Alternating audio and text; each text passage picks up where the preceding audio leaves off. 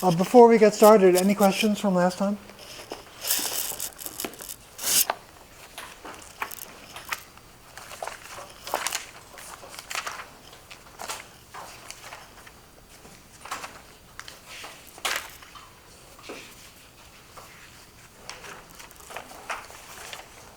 Okay, I'm going to just begin by taking a moment or two to review from last time. Well, first I'll review from a week or so ago. So, in the time-like case, we considered a space-like surface, hypersurface, of codimension 1. Then we looked at the orthogonal geodesics, which of course, the geodesics are orthogonal to a space-like surface or time-like. And with very little effort, we got a canonical form for the metric near a space-like hypersurface. That took this form.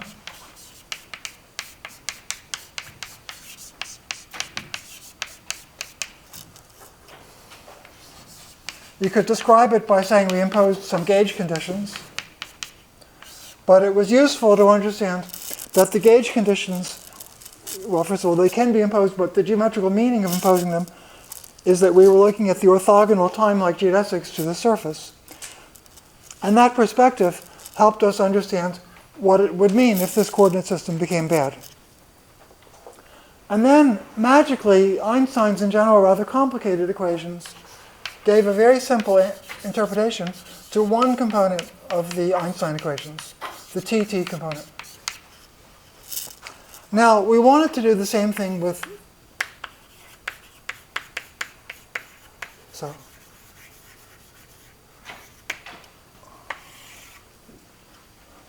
that reminds me that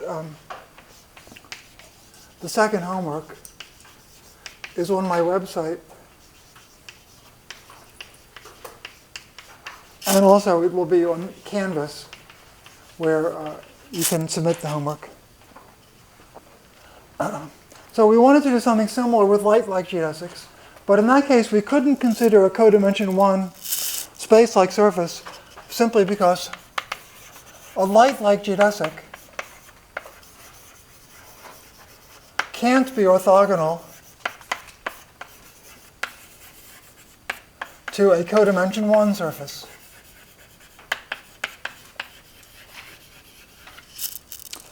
No matter which way a light-like geodesic goes, here or there or whatever, it can't be orthogonal to a space-like surface of codimension 1. So instead we considered a codimension 2 surface. A codimension 2 space-like surface, which we can think of as being embedded inside a codimension 1 surface. From a codimension 2 surface, W, it's hard to draw the picture on a two-dimensional flat blackboard, but you can have outgoing null geodesics that are orthogonal to a codimension 2 surface. So for example, if our surface is a sphere in ordinary three-dimensional space, the light rays that go outward from the sphere at the speed of light are the orthogonal null geodesics in that case. A second family would be the ones that go inward at the speed of light. So there are two families of future-going orthogonal null geodesics, the ones that go out and the ones that go in. And magically, there's a theory for this that's very similar to what happens in the space-like case. So we put the metric in a canonical form.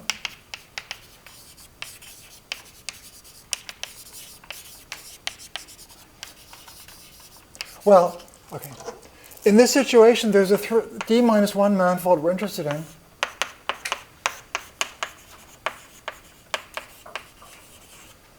The union of these geodesics.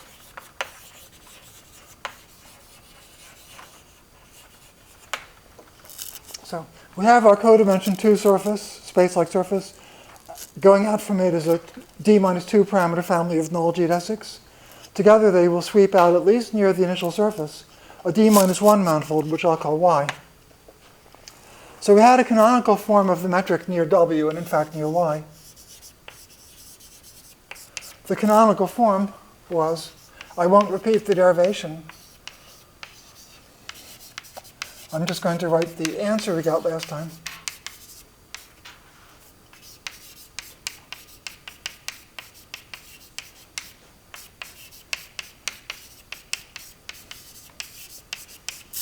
Where W is U equals V equals 0, and Y is just V equals 0.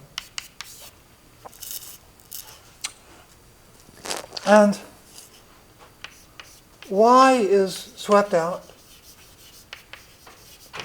by the curves xa equals constant, and of course V equals 0, since that is the condition to be in Y. So these curves are parameterized by U.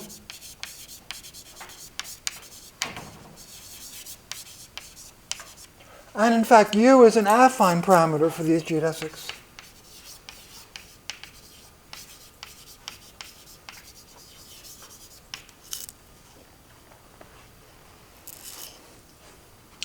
So in this formula,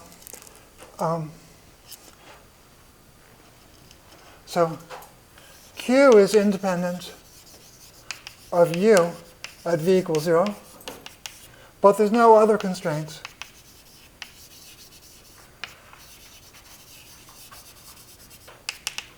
On the functions Q, G, A, B, and C.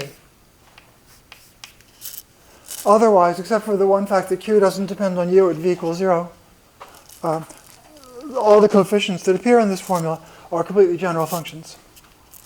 So we could have, again, described this metric by conditions analogous to these. I'll let you think about what they would have been. But you could have formulated this in terms of constraints on D components of the metric tensor. But such a formulation wouldn't have given much insight about what the formula meant. What this means, well, what we've explained is that this is the coordinate system that's adapted to the outgoing null geodesics from W, and more generally the outgoing null geodesics from W epsilon, defined by V equals epsilon. So these are all, the initial value surface S contains W, but it's swept out by these W epsilons, and each W epsilon is the source of what we could call Y epsilon. Y epsilon, so W epsilon is V equals epsilon, U equals 0. Y epsilon would just be V equals epsilon with no condition on U. So each Y epsilon is itself a D minus 1 manifold swept out by a bunch of null geodesics.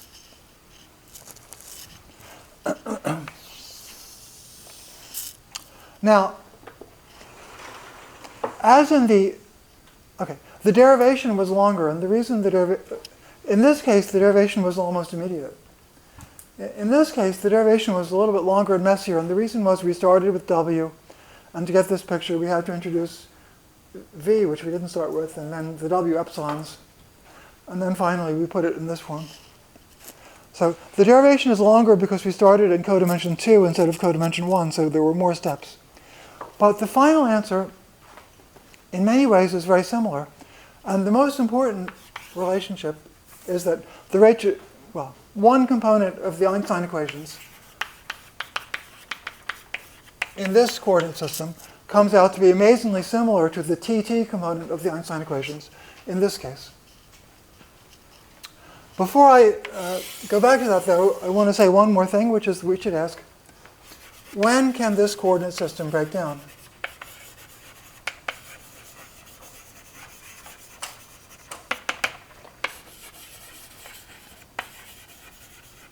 Well, there actually are only two possibilities, which is the space-time itself may end,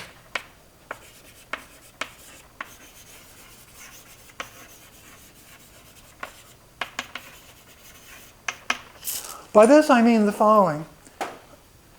To construct this form of the metric, we started on W, and then we looked at the outgoing null geodesics, parameterized by an affine parameter U, and we followed them into the future.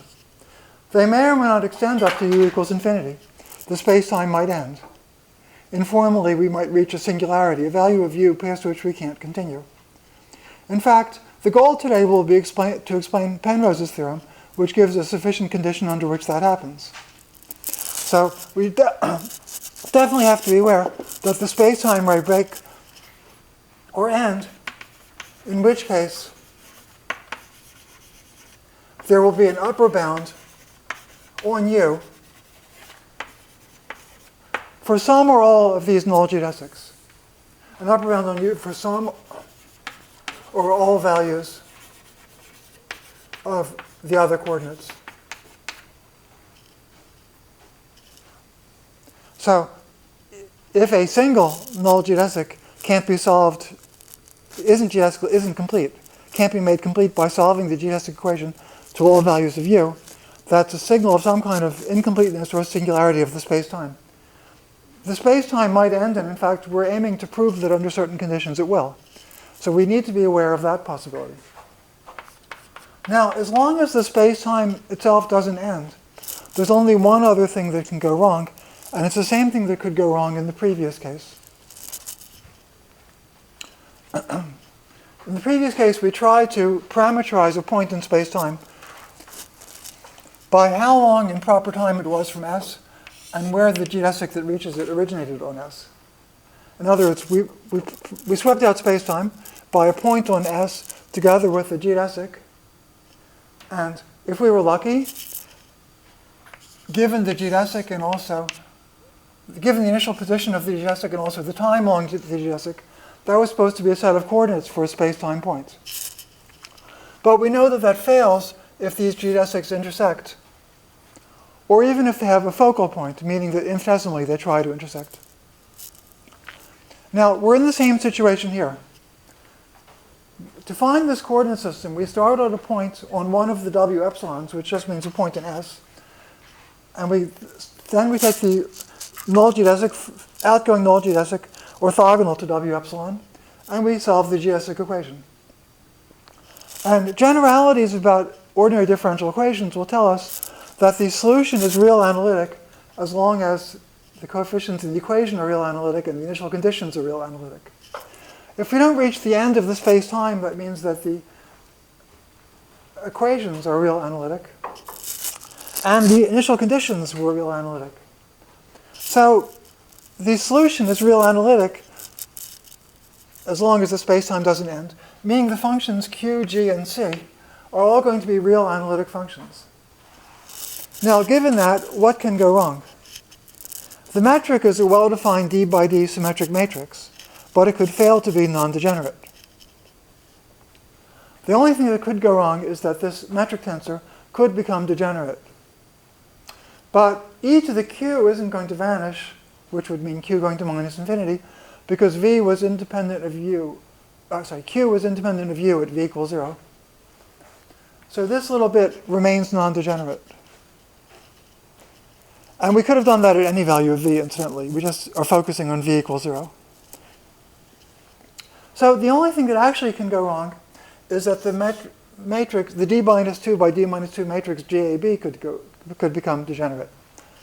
So the second thing that can go wrong is that we might have determinant of GAB equals 0.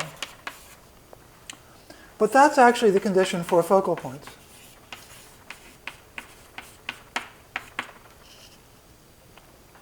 Because GAB measures the distance in the manifold Y between two neighboring orthogonal null geodesics.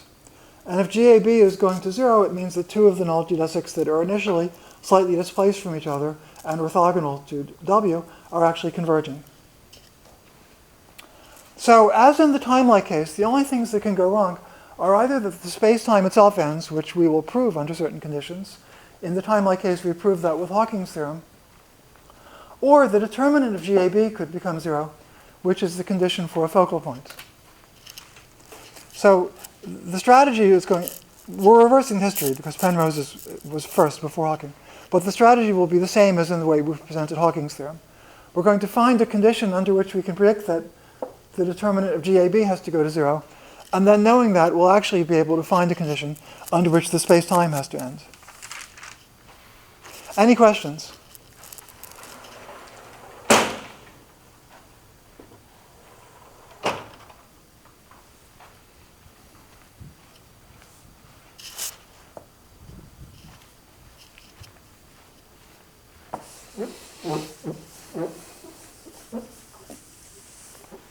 Now, I wrote down last time, then we define what's called the expansion.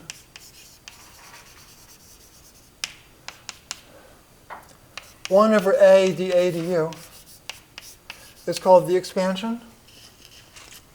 It's also the same as,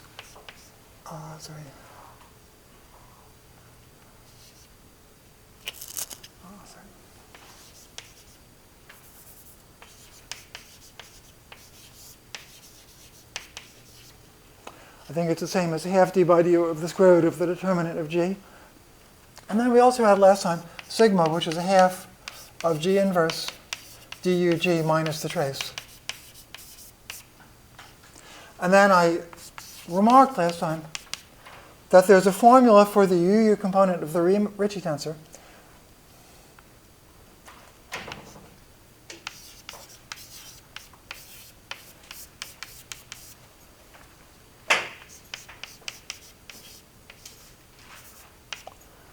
I hope I have that right.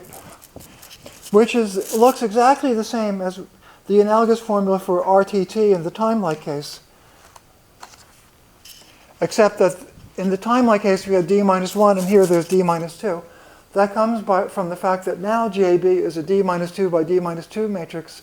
In the other case, it was d minus 1 by d minus 1. It seems magical that this formula for RUU is so similar to the formula for RTT in the other case.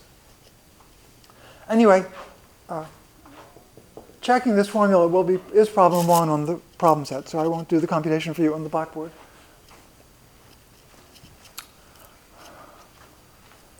Now, because the structure is the same as in the other case, we can essentially do the same computation we did in the other case to prove the existence of focal points under certain conditions. So we say exactly the same thing as before. If at u equals 0, theta is equal to w, or minus w, let's say, where w is positive. So if theta is negative at u equals 0, then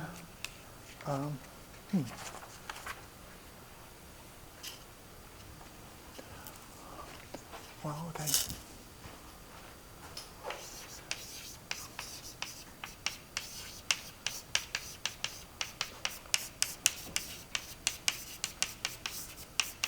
Well, we use the null energy condition.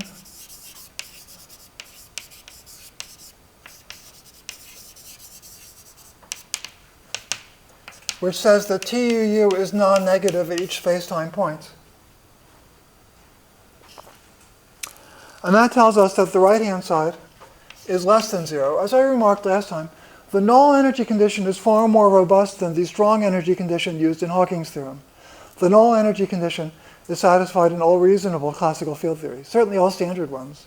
I think all reasonable ones. But definitely all the classical field theories that are most often discussed. So it's reasonable to assume the right-hand side is negative. That tells us that if I divide by theta squared,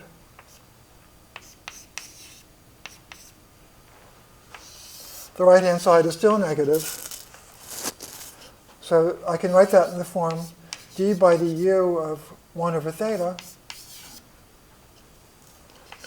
plus 1 over d minus 2, minus d by du of 1 over theta plus 1 over d by 2 is negative. And after the same manipulation as last time, well, what do we learn from this? So we learned that 1 over theta is bigger than u over d minus 2 minus 1 over theta at u equals 0.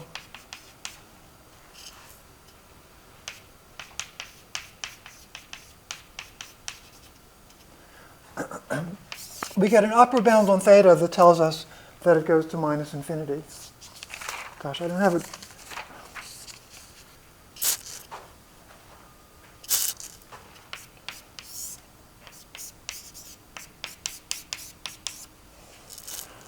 By the same elementary calculation we did in the time-like case, but with d minus 1 replaced by d minus 2, we get an upper bound on theta, except that I don't remember if I called it theta in the time-like case. And that shows us that theta goes to minus infinity at u equal to or less than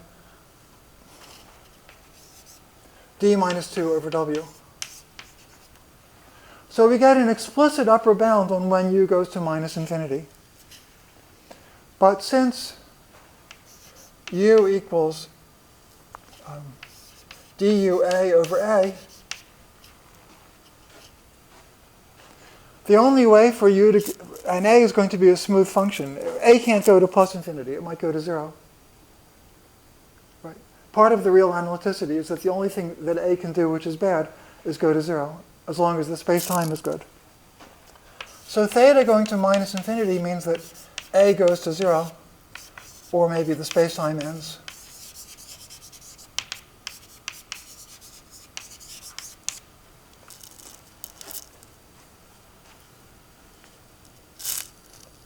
So, assuming the space-time itself is good, theta going to minus infinity happens because, sorry, not u is dua, theta was defined as dua over a. And the way for theta to go to minus infinity is that a goes to 0.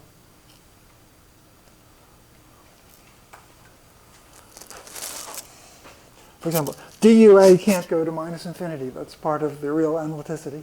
Yes?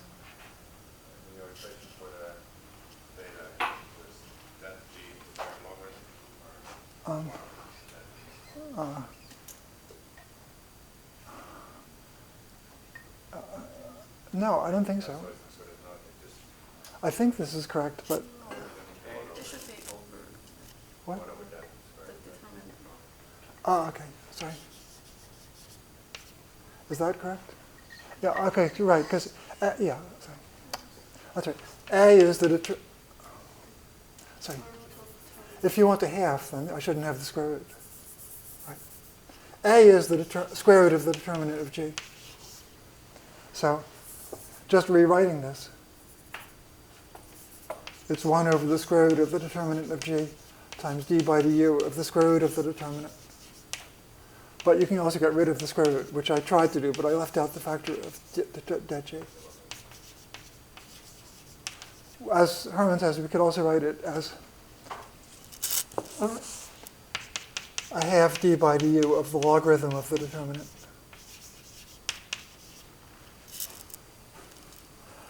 Any other comments or questions?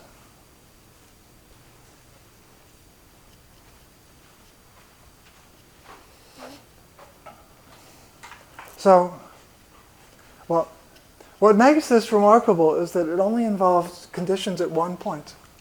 All we need to know is infinitesimal data just near this point. And that lets us predict that what will happen to this geodesic, it'll either end or else focus with its neighbors within a bounded affine parameter. So Einstein's equations are very complicated nonlinear equations. It's usually very hard to learn anything except by solving them everywhere. But in this amazing case, you can learn something useful by just studying Einstein's equations along one geodesic and its immediate neighborhood. That was also true in the time-like case. And as far as I know, this situation with the Rayleigh-Story's equation is the only situation where you extract something useful dynamical information from Einstein's equations by such local considerations.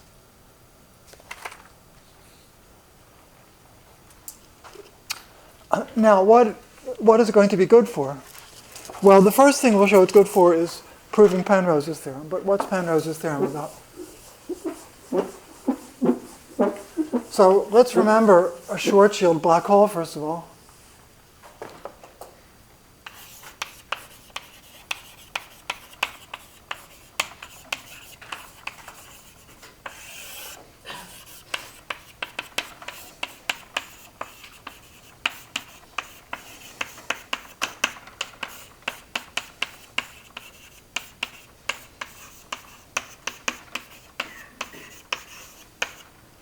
Well, I've written it in 4 dimensions. There's a simple generalization in any dimension. So that's the Schwarzschild solution. And for r bigger than 2gm, t equals time,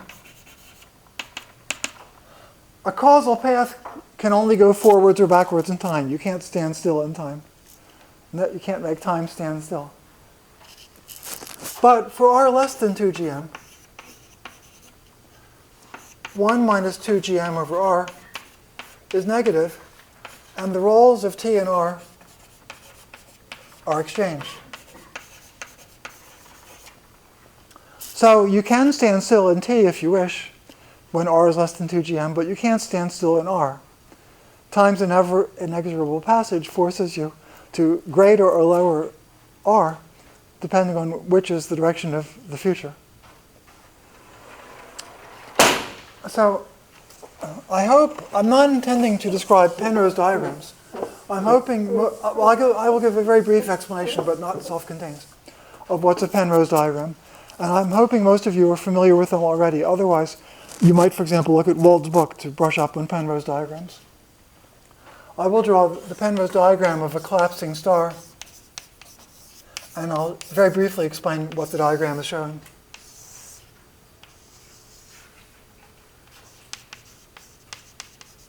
So in this picture, spherical symmetry is assumed. So time runs upwards, and space runs horizontally, but we only depict the radial direction. Spherical symmetry is assumed, so there are polar angles that aren't drawn. If we're in 4 dimensions, the polar angles theta and phi aren't drawn. And what's drawn roughly corresponds to time and radius. But remember, we can't assume that r represents the radius because we've discovered that when r is less than 2gm, it becomes a time coordinate. And it's t that behaves more like a radial coordinate. So with that said, let me finish drawing the diagram. So time runs vertically, space runs horizontally, but a conformal mapping has been made to map the picture into a finite one that I can draw on a blackboard. It would be hard to draw time and space going to infinity on a finite blackboard without compressing them. And Penrose has made a conformal mapping to put the diagram in a situation where light rays, future-going light rays, are at a pi over 4 angle to the vertical. I've tried to draw that. On this picture, I haven't drawn it very accurately, but these 3 lines are all meant to be at pi over 4 angles to the vertical. The left boundary is just the center of symmetry, the center of spherical symmetry. Normally that would be r equals 0, but we have to be more careful here. Then there's the part of the picture that's filled by the collapsing star.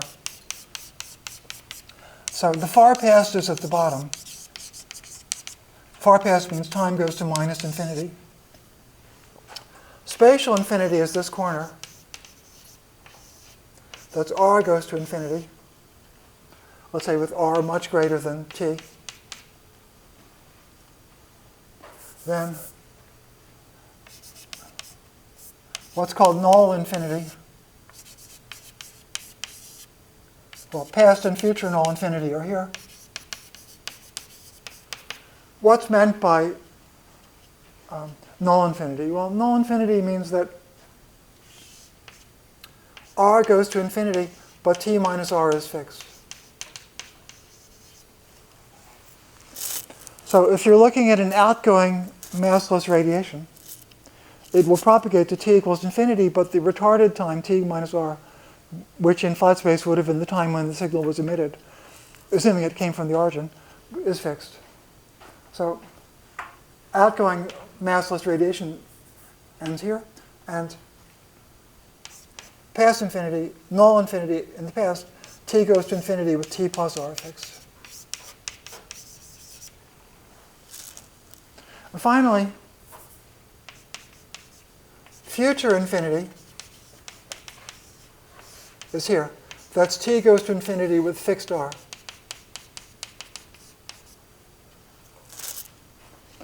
So if you and your spaceship, and you're a time-like observer, or keep staying at fixed r, watching this space-time, you'll somehow move around in here and end up at this point.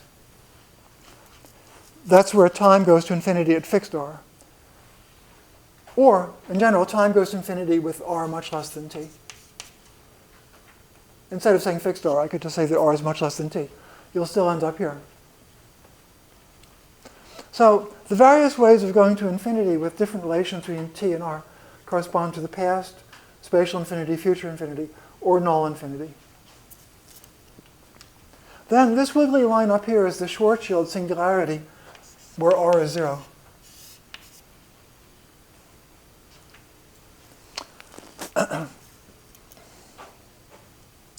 Now, part of the space-time is filled by the collapsing star. That's this thing here.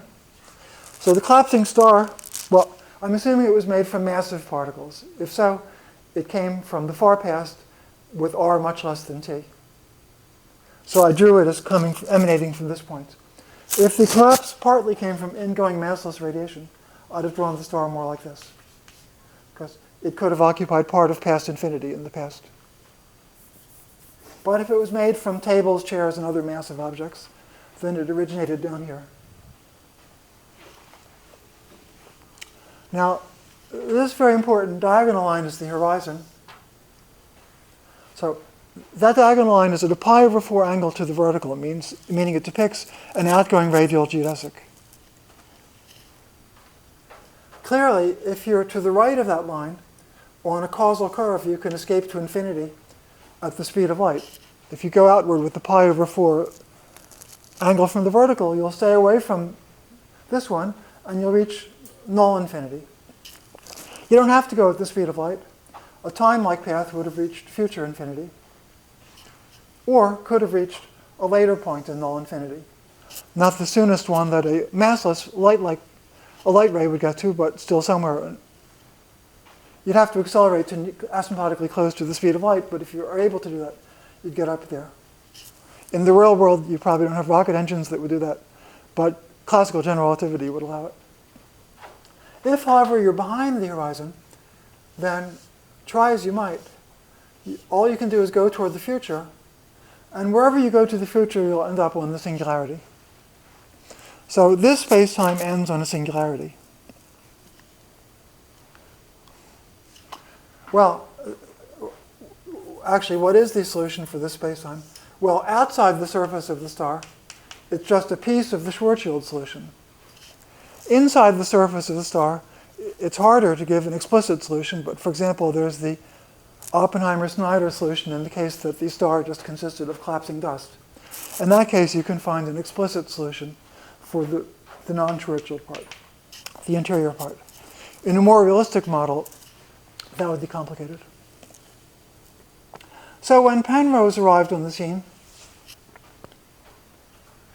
this much was more or less known, although not as nicely explained as one can do with Penrose's diagrams.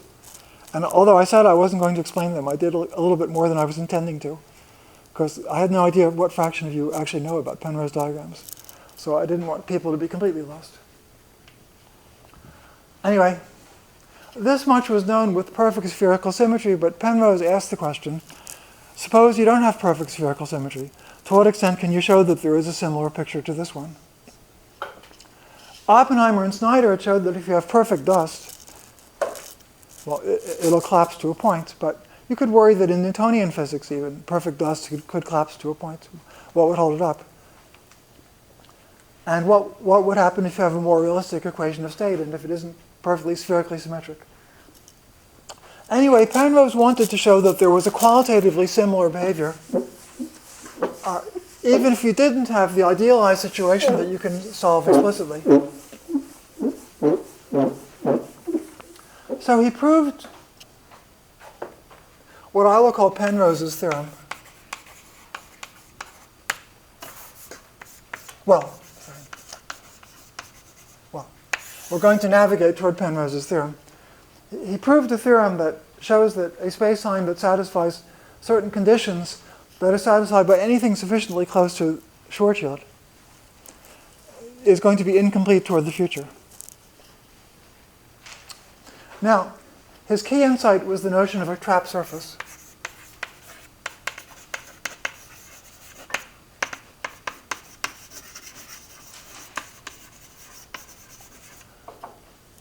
Sorry. So let me to explain the notion of a trap surface, I want to say a little more about the Penrose diagram, actually. But I'm going to erase some of the stuff we cluttered the picture up with so we can see it better.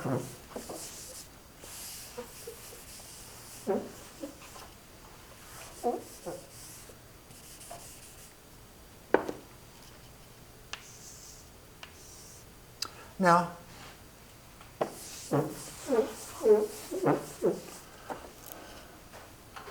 remember that each point in the diagram represents a sphere in M of some radius r.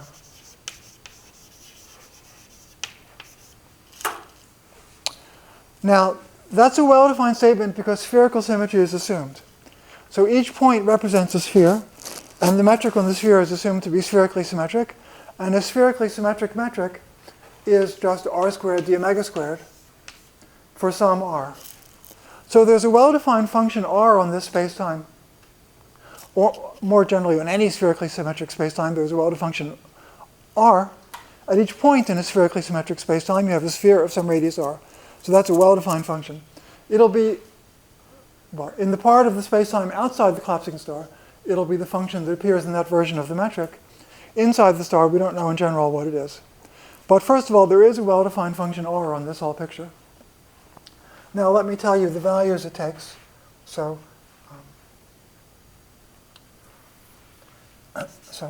r is 0 at the center of spherical symmetry, but r is also 0 at the singularity. R is equal to 2gm on the horizon. So I'm assuming you all know enough about Schwarzschild to know that if you analyze light outgoing geodesics, well, okay. I'm going to assume that statement is known. R is infinity in various other places in this picture. And at this point, we actually have all possible values of r. Also at this past infinity. So past and future infinity, the time is infinity or minus infinity. And r, say in the past, is 0 on this line, infinity on this line. So it's not a continuous function near that corner. Now, suppose we're behind the horizon. Behind the horizon is a two-sphere. I mean, each point behind the horizon represents a two-sphere because each point anywhere in the picture represents a two-sphere. Now, go on any causal path starting at that point. Well, the function r decreases along any causal path. So a first approximation to Penrose's insight is just to observe that this function r that we defined is decreasing along any causal path. A slight improvement is to say that the area, 4 pi r squared, decreases on such a path.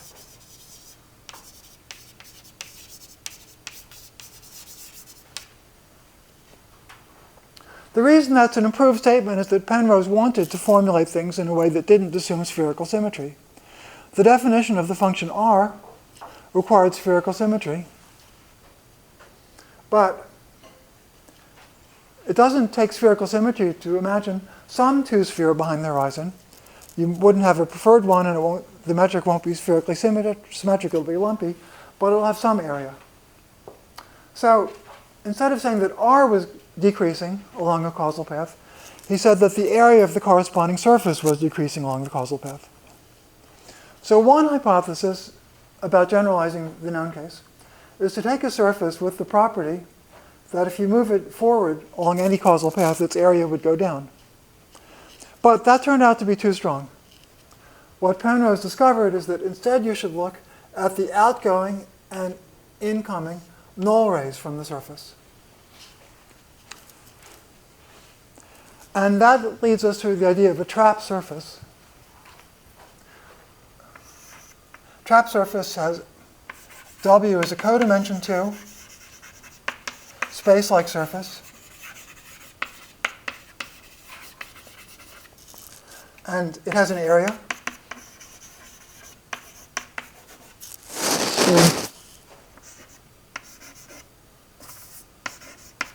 A surface is trapped if its area decreases.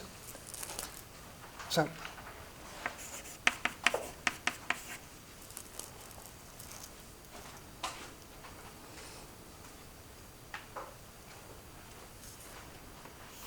we pick outgoing null geodesics. We look at the two families of outgoing null geodesics. We parameterize one by U and the other by V. And we have the two expansions, dUA over A, dV A over A.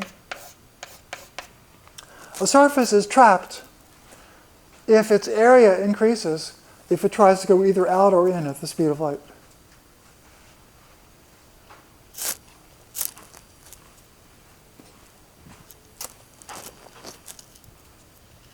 Well, sorry. I didn't say that precisely enough.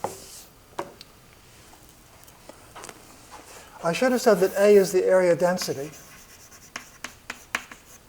So A is the square root of the determinant of GAB in the previous discussion. So this is a pointwise condition on the surface. At each point on the surface, locally, if you move outward in either null direction, the area goes down.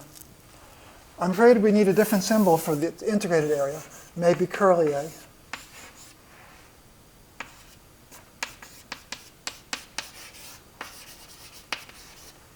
Curly A is the integral of the area density over W. So it's the area density that I'm calling A. And the condition is that the area density is originally decreasing along each light-like curve. Now, the motivating case for this definition is a sphere in the Schwarzschild solution. The light-like curves are null curves on which R can only go forward toward R equals 0. So the area is decreasing in either light-like direction. Yes? What happens if you consider the area along a causal curve? You said it's too strong. Why is that? Well, by considering only the extreme ones, Penrose got his theorem. We'll get to it in a little bit. I'm not going to tell you you can't prove something useful by considering other causal curves, but it didn't lead to Penrose's theorem. You have to think of something new. But part of the answer is that although in Schwarzschild, well, okay, I think I'd like to stop there. So considering the extreme ones, we'll find something very interesting and useful. Maybe there's something else one can say.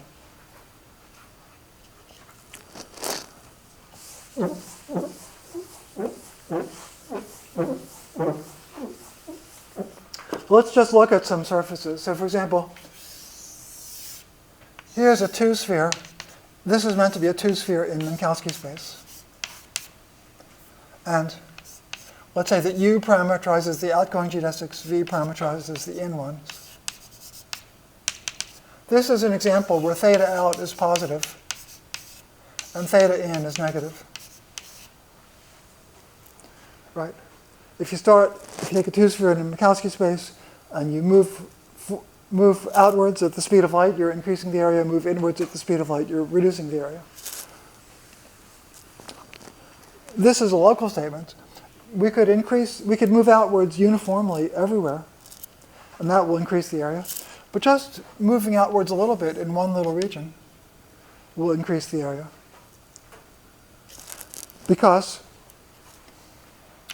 the function theta u is positive pointwise. I mean, that's a pointwise statement.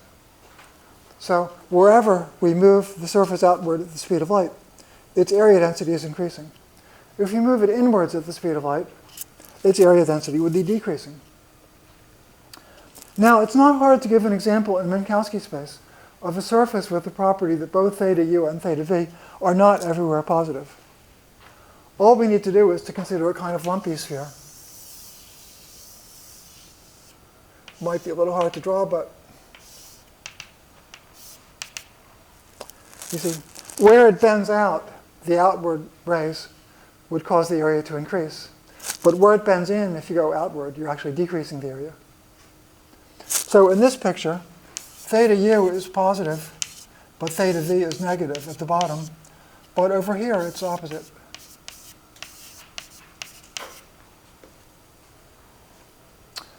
And Penrose, you could ask yourself, in Minkowski space, can you embed a sphere or any other Riemann surface of higher genus in such a way that theta u and theta v are both everywhere negative? You'll probably sort of convince yourself intuitively that you can't do that. And that's a special case of what follows from Penrose's theorem.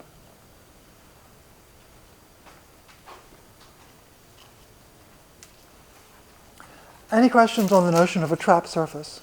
So remember, the prototype of a trapped surface is the surface defined by a point behind the horizon, in this situation, the spherical symmetry. So what Penrose did was to abstract the fact that the area of that surface would go down along outgoing light rays as well as ingoing ones to a general definition of a trapped surface. And then he proved that any space-time with a trapped surface will be incomplete. Yes? I have a question. Could you comment on what happens at the center of spherical symmetry inside the horizon? This little line segment there. Nothing happens here until you get up there. Well, the sort of fact that I'm not explaining systematically because I'm assuming most of you have had a prior exposure to general relativity is that you notice nothing locally when you cross the horizon. That's true for an observer here, but it's also true for an observer inside the star. So, in fact, which line is the horizon can depend on what happened later. If I would, long after the star collapses a million years later, I throw in another table or chair, the horizon would be farther out than it would have been. So causality tells us that you detect nothing along this line. But this part of the diagram was a little bit speculative when Penrose was working. For the exact Oppenheimer-Snyder solution, one knows that this part of the picture exists. But in general, one doesn't have an exact solution for a more realistic matter system. So you could put a question mark on this part of the picture. But outside the surface of the star, we have the Schwarzschild solution, and we know exactly what's happening. If you like, part of Penrose's motivation was to get some insight about what has to, to get some insight showing that the picture has to be similar for more realistic matter systems, also without spherical symmetry. Any other questions? Yes? Is there a notion of trapped surface that's not codimension 2, like codimension 2? Like, I'm wondering if I can have a singularity in some dimensions but not others. Well, the question of in what is codimension is a singularity, as we'll discuss later, perhaps little is known. So the answer to that is yes, and we don't know much about it. But I've told you about two cases, space-like codimension 1 and light-like codimension 2, where Einstein's equations do magical things. If you want to do something else, you're kind of on your own. They're highly nonlinear equations and very difficult to understand.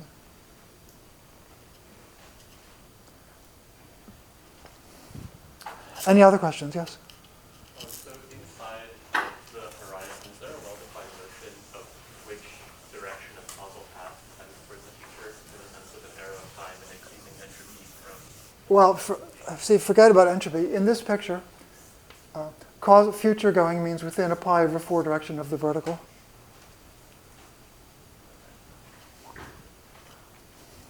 That was implicit in my statement that future going causal paths go to smaller r.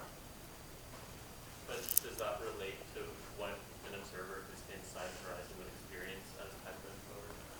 Yes, that's what general relativity says. Yes? About the defining W as a space-like surface inside of the horizon, I guess it's clear in Minkowski space that we just take like r equals constant or something. But when We assumed spherical symmetry. If I assume spherical symmetry, then space-time is a two-parameter family of spheres. I guess I'm wondering, when we say it's space-like, but we're on the left side of this horizon, does it, given that the sign switches in the back? I'm going to repeat what I said. We have a space-time which we assume is spherical symmetry, and we assume that the orbits of the symmetry group are spheres. Now, any such space-time is a two-parameter family of spheres. And its most general metric would be of the form GAB, dxa, dxb, where a and b are 0 or 1,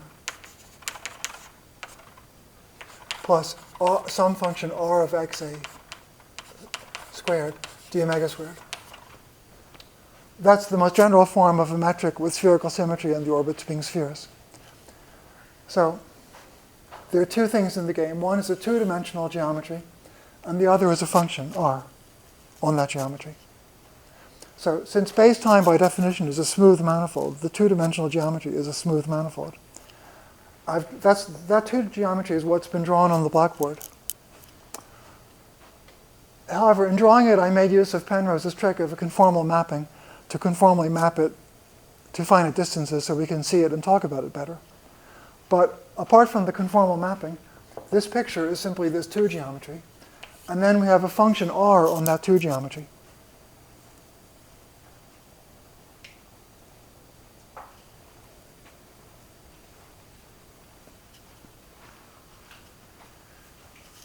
Any other questions? Yes? About the coordinates there, like u and v, when you define the coordinates, it was adapted to the outgoing algebra. We should do it again, a mirror image version adapted to the incoming ones. So I oversimplified it slightly. U is an affine parameter on the outgoing geodesics. V is an affine parameter on the incoming geodesics.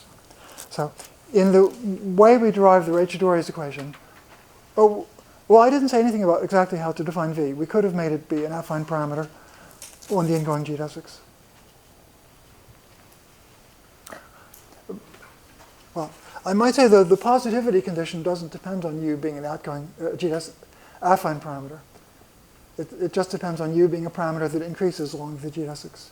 So actually, the V we defined, even though it wasn't an affine parameter, was good enough for the statements to make sense. But you're correct that in developing the theory, there was an asymmetry between U and V to study the outgoing guys. We should reverse it to study the ingoing guys. So I wouldn't use the same coordinate system for either one. Any other questions?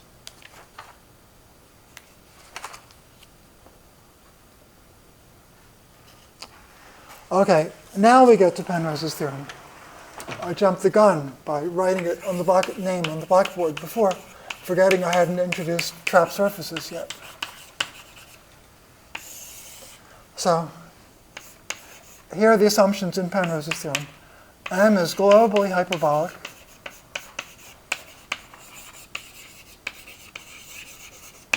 With a non-compact, and this is crucial, as you'll see,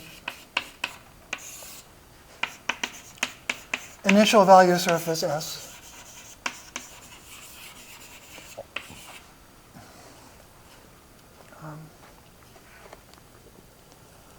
So, for example, we could be studying gravitational collapse in asymptotically flat spacetime, or in an open FRW universe. Either one has non-compact initial value surfaces. 2 is we assume the strong energy condition.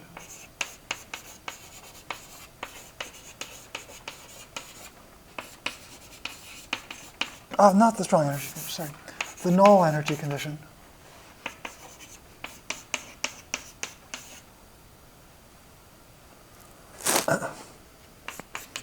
And the third property is that M has a trap surface.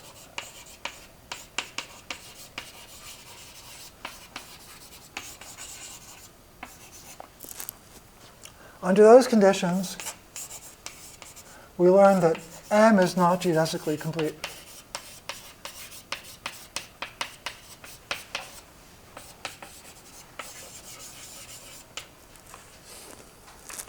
Sorry. M has a compact trap surface.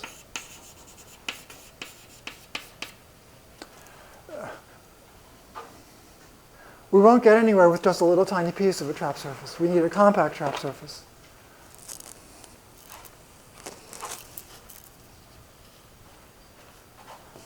So M is not geodesically complete, and more specifically, at least one orthogonal null geodesic from M ends.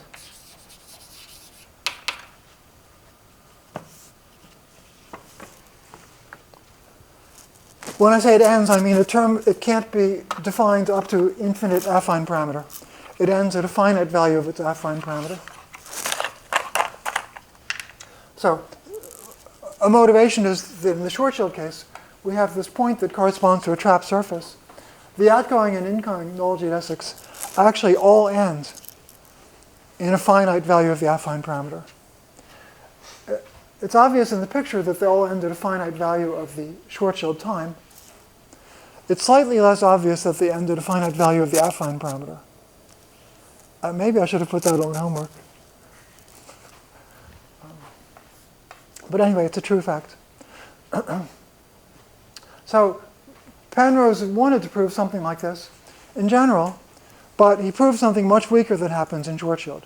In Schwarzschild, the in and outgoing null geodesics all end at a finite value of the affine parameter.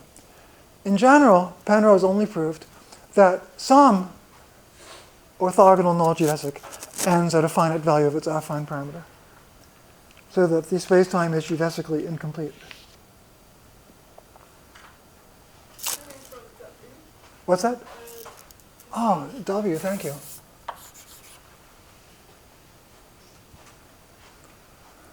Any other comments or questions?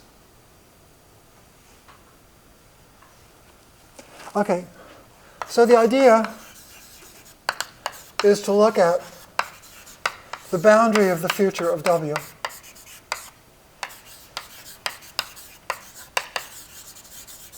The reason we spend so much time talking about the boundary of the future is that Penrose's theorem involves looking at the boundary of the future of a trap surface W, and other applications we'll discuss in the next week involve the boundary of the future of various sets. So we know that the boundary of the future, so we know that if P is in the boundary of the future of W, then there exists a prompt null geodesic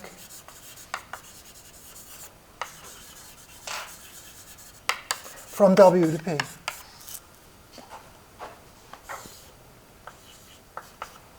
So if we take, so the boundary of the future of W is contained in the union of all orthogonal null geodesics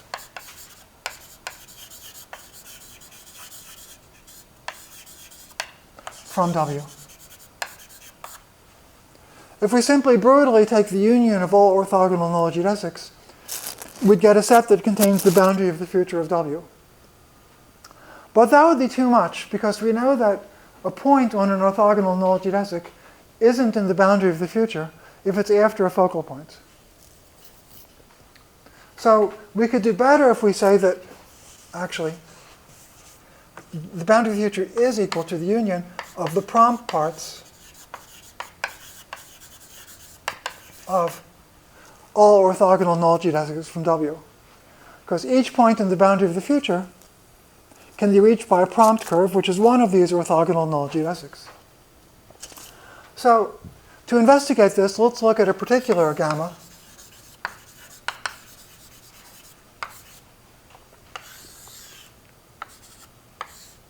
A particular orthogonal null geodesic, and ask, is the prompt part of gamma compact?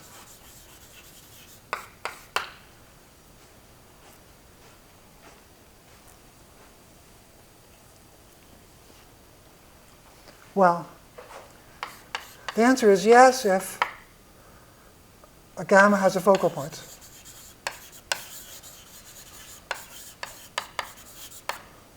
I think I explained this in the last lecture, but because it's an important point, I'll just remind you. if gamma has a focal point P,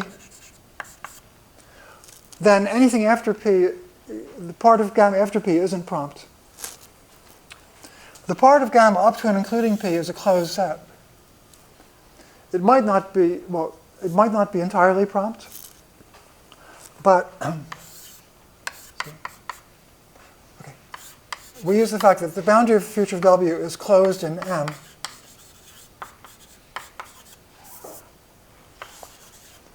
So by set theory, this is actually what I should have said first. Its intersection with gamma is closed in gamma.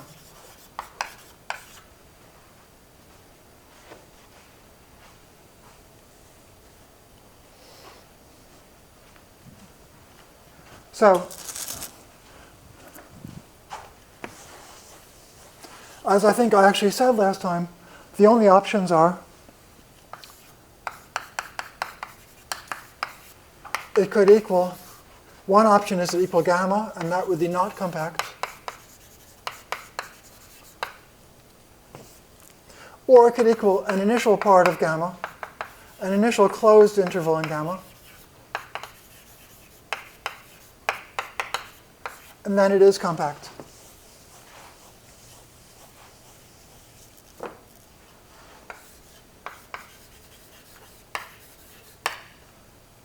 So if gamma remains entirely in the boundary of the future, then the part of gamma which is in the boundary of the future is all of gamma, and that's never compact.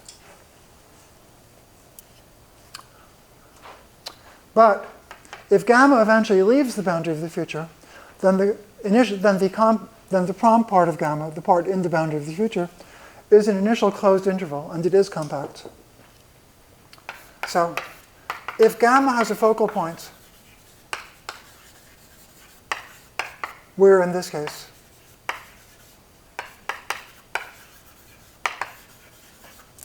So that explains that if gamma has a focal point, the prompt part of gamma is compact.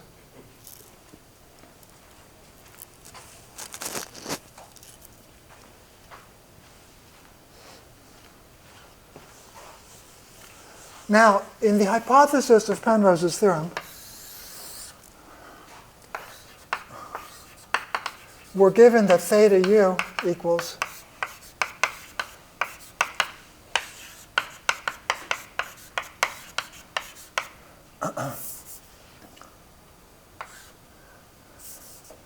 they're negative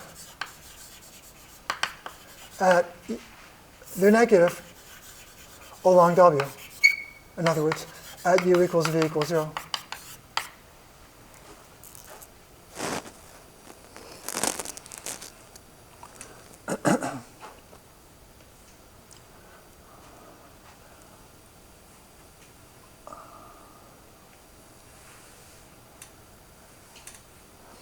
Since W is compact,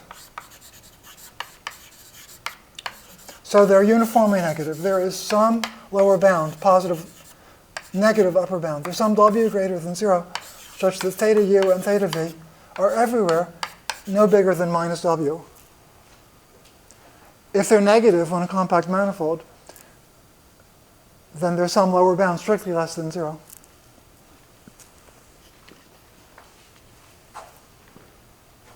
So we learn, therefore, from Ricciardori's theorem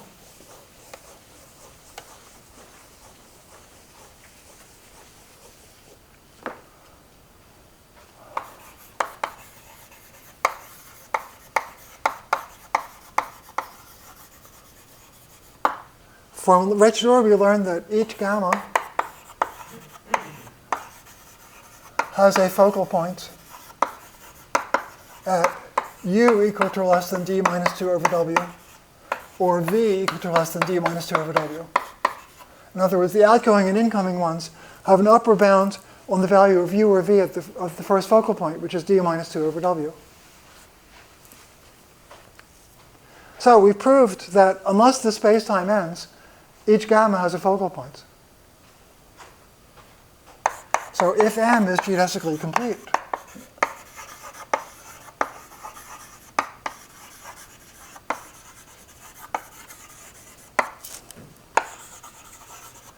each gamma has a focal point. So each boundary of the future intersect gamma is compact.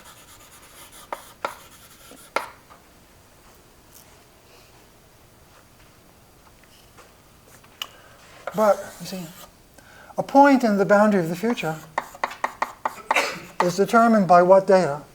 Well, there's an initial point on W, let's call it Q. Then you decide to go out or in. And then you travel out or in for an affine parameter distance that's bounded by d minus 2 over W. So the data describing a point x in the boundary of j positive W is determined by the following data. There's a point in W, a choice of out or in, and then you pick U or V, which is in the set from 0 up to focal point, which is a compact set. So the choice of Q is in a compact set. The choice of out or in has only 2 values. And then U and V range over a compact set. So we conclude that if each gamma has a focal point,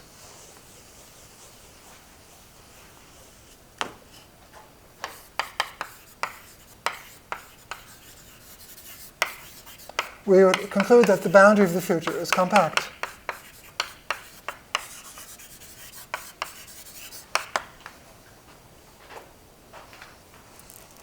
It was made out of closed intervals of bounded length parameterized by a compact set.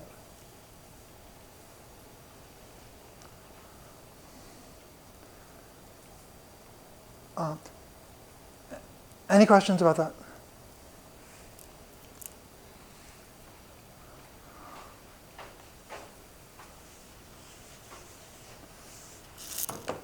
Well, how do we finish the proof? Well, we know from previous lectures that the boundary of the future of W is an achronal manifold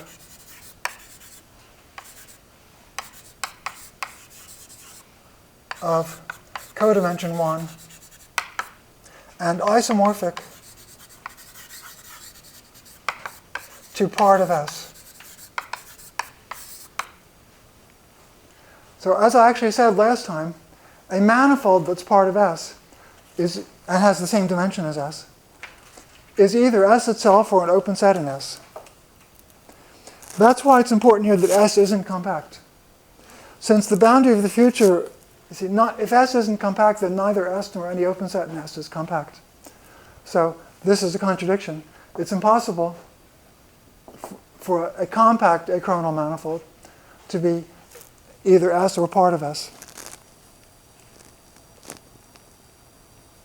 So that concludes the proof of Penrose's theorem. That's why in the last couple of weeks I've several times explained the fact that any achronal set can be embedded in S.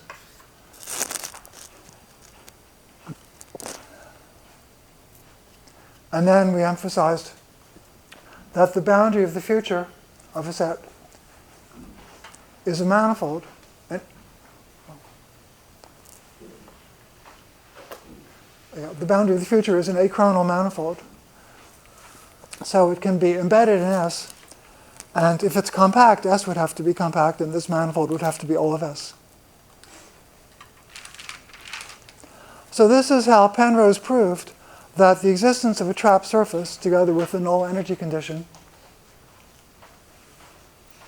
and a non-compact initial value surface, implies that space-time can't be null geodesically complete.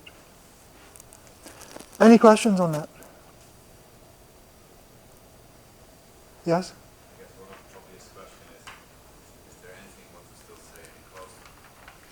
Well, I'm going to discuss an example of a closed universe in a moment. So we'll have some fun things to say, but you can ask your question again after I describe the example. Any other questions? Yes, take the inward going black ray, Yes. they converge at the Yes. center. And that's and then if we wiggle it a little bit, we get the caustic yes, going in, and that's just the DUAO statement of. Richard Orr's there, right, But we also have the outgoing ones that don't do that. right. So what's special about sort of trap surface is that in every direction, either in U or V, we can't avoid the sort of caustic phenomenon. Yes, well, Going. well, we can't avoid caustics unless the space-time ends first. Right. So in the ideal Schwarzschild case, I believe it's true that there are no caustics. Instead, they all end.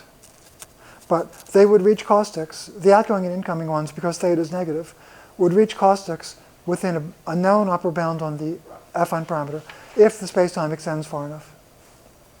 Anyway, that's why it matters that it's both U and V. So Yes, that's true. Any way you go, you're Yes. You see, if you go back to the case of Minkowski space, the boundary of the future of a sphere we discussed last time, it's not compact.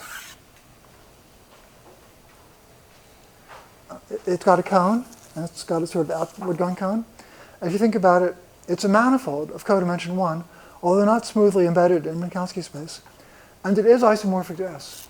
Mapping each point to the point at the same position in space at time 0, you get a map from this thing to the initial value surface S. So the step which fails is that because theta u is positive, it's not true that the boundary of the future is compact.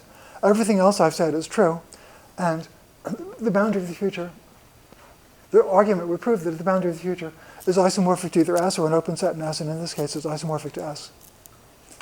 Any other questions? One more question, which Yes. is kind of a very dumb question, because it's a question about a computation. Yes? But it's so important, and you've stressed several times that it's one of the only cases where these Yes. complicated knowledge equation can do something about.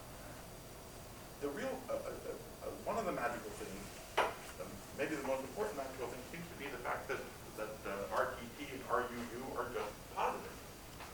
Why do they end up being positive? That's one of the dumb questions, because it's a counterfactual question. There's one calculation. Yes. Yes. But, It's hard for me to give a philosophical answer, but I will say, I can't. Ahead of time, it have to be positive. And then we just do the calculation to get from 1 over 2 minus 2. No, I said it's a dumb question. Yes. You can make fun of it. Well, I am fully sympathetic with the question, so I'm not going to ridicule it at all. I would only say, what I've tried to say several times, is that what Penrose and Hawking and others who worked in this area in the 60s discovered was that you actually could extract some useful information from the incredibly complicated nonlinear Einstein equations. And this story I've been explaining is one of the few aspects of Einstein's equations where you can learn something useful without completely solving the nonlinear equations. But it's very hard to give a philosophical answer about why it was true. Maybe we'll understand it one day. Maybe people studying black hole thermodynamics will come back one day with a more conceptual explanation. Who knows? I can't answer the question. I sympathize with it. I do want to give the example of a closed universe, but are there any more questions?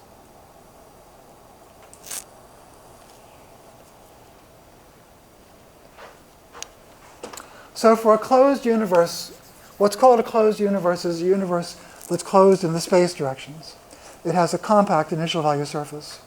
Space-time is never compact by our definition. Space-time is a manifold. Time always, it might end at some fixed time, but toward the future, space-time is never compact. Sorry. Let me write the de Sitter metric at first. De Sitter space is the maximally symmetric space of positive cosmological constant. One way to write the metric tensor is what I'm writing. D omega squared is the metric of a sphere. And you see, the sphere has a radius that's exponentially big in both the past and the future. So to try to draw this as much as you can on a flat Euclidean blackboard, you might imagine something like this. Here's time. You start with, in the far future and in the far past.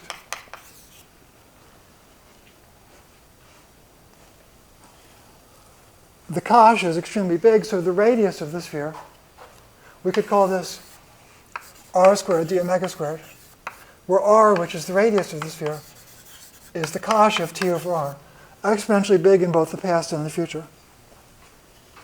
Now, as for the black hole, it's convenient to draw a Penrose diagram, which in this case is a square.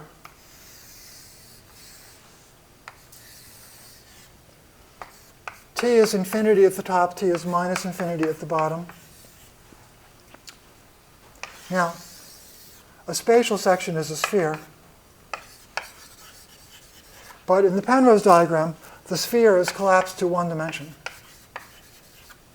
The way that's done is that, for example, the south pole is put on the left of the diagram, and the north pole is put on the right. So the horizontal direction is latitude. The latitude on the sphere goes from minus 90 degrees at the south pole to plus 90 degrees at the north pole, or some rescaling of that. And so, as you go from left to right, each point represents a two-sphere at some latitude. Well, a d minus 2 sphere in d dimensions. At some time and some latitude. If you want to read about this example in more detail than I can explain it in the next 3 or 4 minutes, you can look at my lecture notes, but I'll try to explain the highlights briefly. So as in the black hole case, when we draw such a Penrose diagram, when we draw such a Penrose diagram, we've suppressed d minus 2 directions, which you can think of as the directions, the angles that change when you rotate around the axis from the north to south pole. And on the diagram, we've only drawn the time and also the latitude, with some choice of latitude on the sphere. So then the diagram is drawn so that light rays are at pi over 4 angles to the vertical.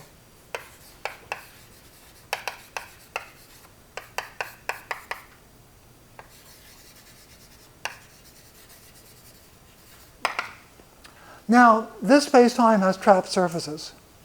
Any point sufficiently close to the bottom of the picture, well, any point represents a surface, but any point sufficiently close to the bottom represents a trapped surface.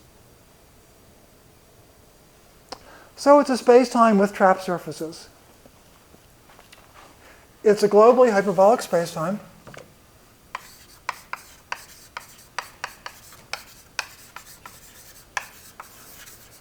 For s, we can take t equals 0. And it's also geodesically complete.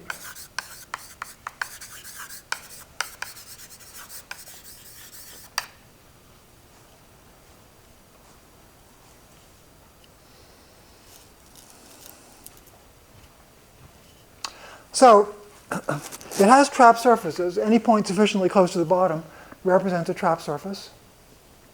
But despite the fact that it has trapped surfaces, it's geodesically complete, so the conclusion of Penrose's theorem doesn't apply. And there's no contradiction because Penrose's theorem requires a non-compact initial value surface. And here the initial value surface is compact. So let's see what's the boundary of the future of P.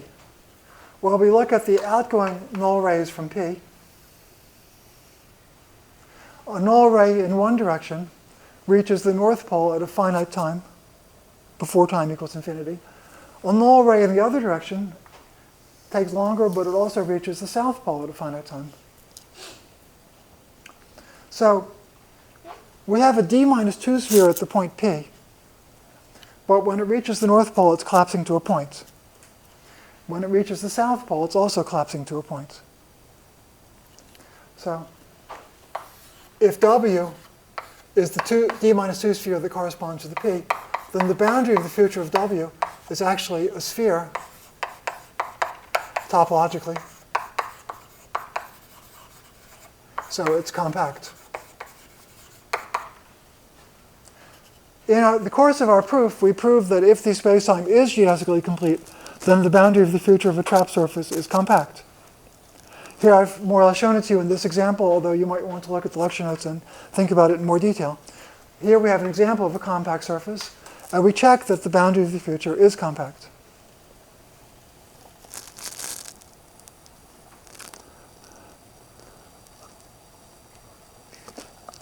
I can't resist telling you one more thing about this example, though, but I am going to discipline myself to give 1 minute for questions. Yes, if there's a question. So we've illustrated part of Penrose's theorem. The hypothesis for S to be non-compact is false in this example, and the conclusion was also false. The space-time was geodesically complete. But the example illustrates part of what was proved in the argument. In the argument, we proved that if space-time is geodesically complete, the boundary of the future of a trapped surface is compact, and this example shows that it's true. So everything is consistent. But there's something else we can do in this example, which is fun. We can consider a different initial value surface.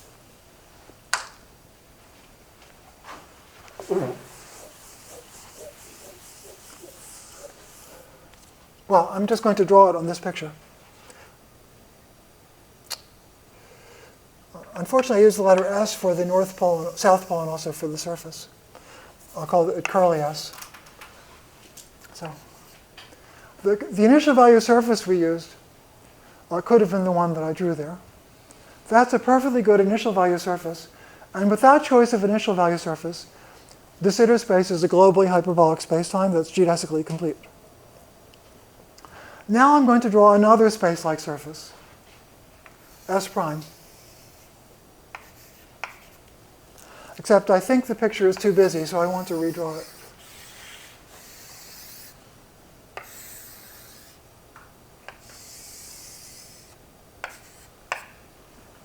So S prime is not compact. The corner is infinitely far away.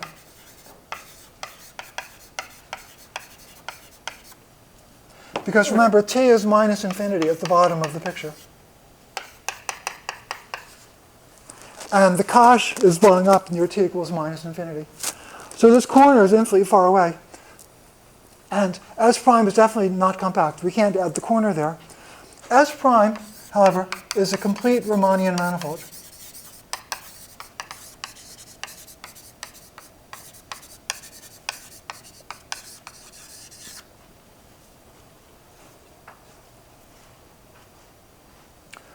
That's because if you compute lengths along S prime, you'll find that they diverge as you approach the corner. That's because of the cosh. As you approach the corner, the time is going to minus infinity, and the lengths diverge because the cosh blows up. So S prime is a complete Riemannian manifold that's space-like, so it sounds like a good initial value surface. But is it? Well, you see, if you formulate initial data on S prime without choice of initial value surface, S prime is not a Cauchy surface for the whole space-time, because with that initial value surface, you can't predict what's happening in the shaded region. But if you throw away the shaded region from de Sitter space, so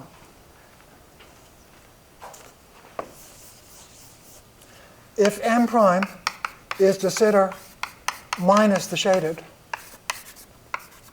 de Sitter with the shaded part removed, then M prime, S prime, is globally hyperbolic.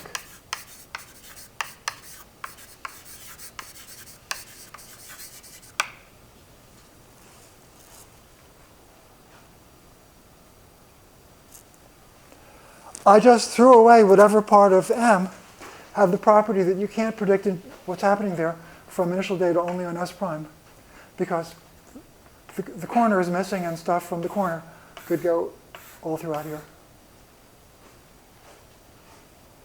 And differently put, causal curves that are trying to go to the corner never reach S prime because the corner is not in S prime. So the example M prime and S prime satisfies the hypotheses of Penrose's theorem. So let's test it and see if Penrose's theorem is true. So, well, lo and behold, there's a trap surface, the same one as before, corresponding to a point near the bottom of the picture. So the theorem says that some of the future-going orthogonal null geodesics from W is the surface corresponding to P, don't exist in M prime to infinite values of their affine parameter. And lo and behold, it's true. The ones that go here reach the North Pole, but the ones going the other way reach the end of the space-time at a finite value of their affine parameter.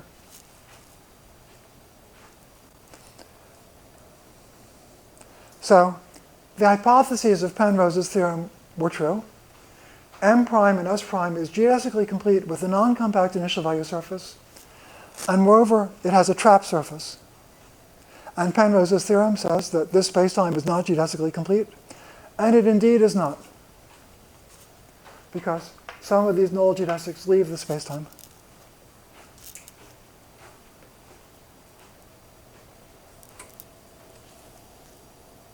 So the conclusion of Penrose's theorem was true, but you might be dissatisfied in the same way you may have been in an example we discussed in one of the lectures, where we discussed a special FRW spacetime as an example of Hawking's theorem.